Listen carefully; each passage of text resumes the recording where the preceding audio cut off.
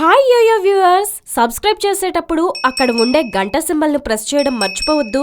అప్పుడే మీకు any time updates notifications వచ్చేస్తాయి. గుర్తుందిగా గంట సింబల్, అదేనండి బెల్.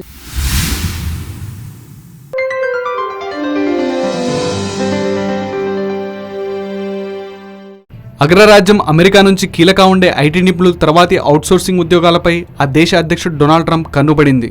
అవుట్సోర్సింగ్ ఇచ్చే కంపెనీలు నియంత్రించేందుకు ఉద్దేశించిన బిల్లును అమెరికా కాంగ్రెస్లో మరోసారి ప్రవేశపెట్టారు. అధికార రిపబ్లికన్ సభ్యుడు డేవిడ్ మెకిన్లే, ప్రతిపక్ష సభ్యుడు జీన్ గ్రీస్ ప్రతిపాదనల ప్రకారం అమెరికాకు వెలుపల కాల్ సెంటర్లు నిర్వహించుకునే కంపెనీలకు గ్రాంట్లు లభించవు. ప్రభుత్వం నుంచి రుణాలు కూడా అందవు. భారత్ వంటి దేశాలకు ఉద్యోగాల బదిలీ కొనసాగకుండా చూడడమే ఈ ద్వైపాక్షిక బిల్లు ముఖ్య ఉద్దేశం. ఈ బిల్లు ప్రకారం ఉద్యోగాలను తరలించే సంస్థలను బ్యాడ్ యాక్టర్స్ జాబితాలో చేరుస్తారు. విదేశీ కాల్ సెంటర్లు తాము ఎక్కడి నుంచి మాట్లాడుతున్నామో వినియోగదారులకు వెల్లడించాల్సి ఉంటుంది. అమెరికా వినియోగదారులు కోరినప్పుడు వారికి అమెరికాలోనే ఉండే సర్వీస్ ఏజెంట్ నుంచి సేవలను అందించాల్సి ఉంటుంది. 2013లో సైతం ఇదే తరహా బిల్లును ప్రవేశపెట్టారు. ఒక్క గ్రేట్ హోస్టన్ ప్రాంతంలో 54,000 కాల్ సెంటర్ ఉద్యోగాలున్నాయని, దేశవ్యాప్తంగా 25 లక్షలున్నాయని గ్రీస్ పేర్కొన్నారు.